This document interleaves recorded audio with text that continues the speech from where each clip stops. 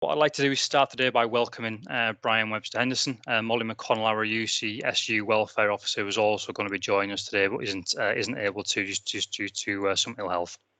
I'd like to introduce Professor Brian Webster Henderson, who is the Deputy Vice Chancellor for Health and Environment and Innovation at the University of Cumbria. Professor Brian Webster Henderson holds a strategic portfolio that covers research and knowledge exchange, student support, marketing and recruitment, communications, equality, diversity and inclusion. He also provides executive support to the directors of the Institute of Health and the Institute of Science and Environment in the university. Brian chairs the Equality, Diversity, Inclusion and Wellbeing Committee and a range of associated activities across the university. He leads our staff LGBTQ+ network and is the university executive lead for cultural change. In this leadership role, Brian is raising the profile of education and action for the university in relation to institutional racism, recruitment of students and staff from a range of backgrounds and ensuring a culture of equality. Prior to working at the University of Cumbria, Brian held a number of senior academic positions in the UK, including Edinburgh Napier University, Robert Gordon University Aberdeen, and the University of Southampton, and he's been a professor of nursing since 2009. Brian is both a mental health nurse and an adult nurse and has been a registered nurse for 37 years. He holds degrees in politics, advanced practice and education. Brian has an extensive national and international profile and is chair of the Council of Deans of Health UK, which represents the voice of the university sector in relation to nursing, midwifery, allied health professionals education research, with over 100 universities as members across the UK. He has provided evidence to the Health Select Committee and a number of other national and strategic organisations in relation to workforce issues and solutions. Furthermore, Brian is an adjunct professor at the Johns Hopkins University School of Nursing in Baltimore, USA, and is also an appointed governor at the University Hospitals of Morecambe Bay NHS Foundation Trust in South Cumbria and Lancashire. Brian, over to you.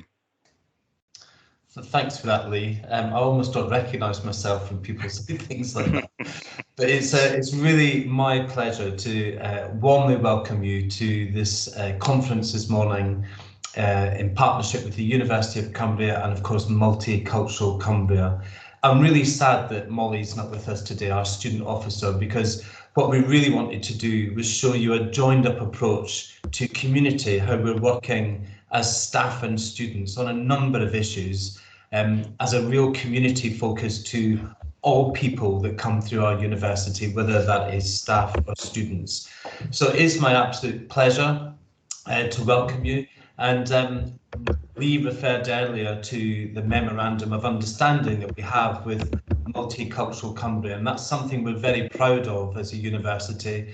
We're proud to be supporting that organisation, engaging with them and integrating them as part of our community at the University of Cumbria. But you know, as a university, we are on an exciting journey. I really do believe that. It's a journey of growth. It's a journey of increasing our relevance to place, whether that be the people, the community, the businesses around us. We're on a journey of inclusivity, having this year developed and led on a university board inclusivity statement, making very clear our position as a university around acceptance for all, engagement with all, and that whole idea of inclusion. I'm really proud to say that our student code of conduct has also emphasised our commitment as a university to the valuing equality and diversity, and is committed to maintaining an environment where people are treated fairly and respected at all times. That's absolutely key for us. But as a university, I would be the first to say we have a lot to do. This is a journey, and I think we're at the start of that journey, and we have quite a bit to do. Let me just give you some examples of things we're doing and things that we still need to do. We are absolutely determined in the next year to really develop a strategy around people and culture, one that absolutely at the forefront really raises the actions and the expectations of behaviour that we have and how we can support and educate our community. That is around changing the culture that we have. And there's many, many, many aspects to that. We also want to really increase the representation and number of staff and students in our community who are Black, brown, or come from an ethnic minority. From January 21, when we've looked at our stats, we can see that only 13.7% of our students come from a Black, brown, or ethnic minority background, compared to the sector average, which is 24.3%. And if I look at our staff figures, only 5% of our staff come from a Black, brown, or ethnic minority background, where the national sector average is 10.3. For me, that raises questions around what are we doing as a university to actively engage and employ students and staff from different cultures, different backgrounds, and make them feel welcome and embrace them in our community.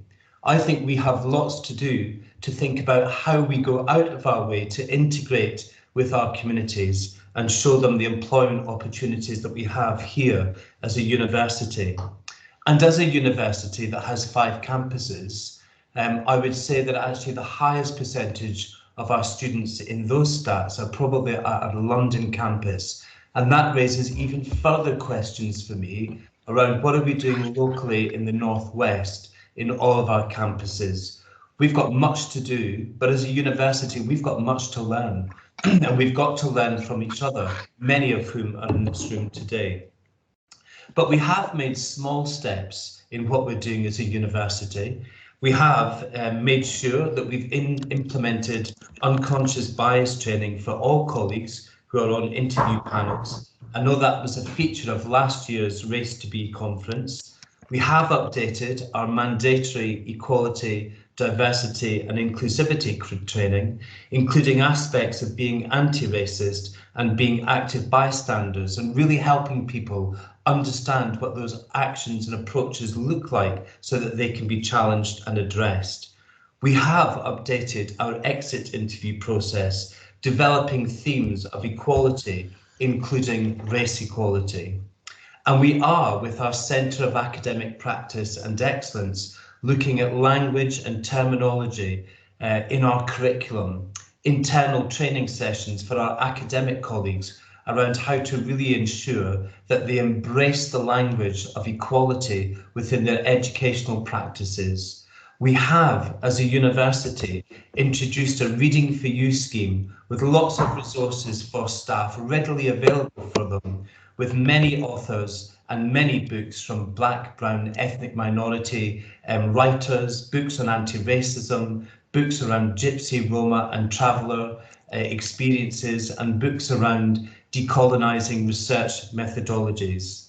Now, as individual developments, they might sound really small, but when you start to put them together, they begin to have impact. They signal a change, and they signal that this is part of the journey that we're on. It's very early steps for us as a university, but I am absolutely determined that we will get there as a university in embracing an equality agenda and an inclusivity agenda. I'd be the first to say that as a very openly gay man, I've had my fair share of homophobia, negativity, ridicule, made to feel unsupported and at times ostracised.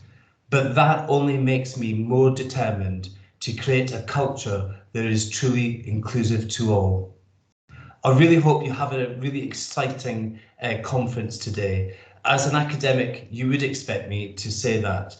But I would always say to you, please just don't listen to what people have to say today. I would encourage you to think, to reflect, and to act. Follow people up, make contact, find out more, network in between session, and let today's learning contribute to a change in us all.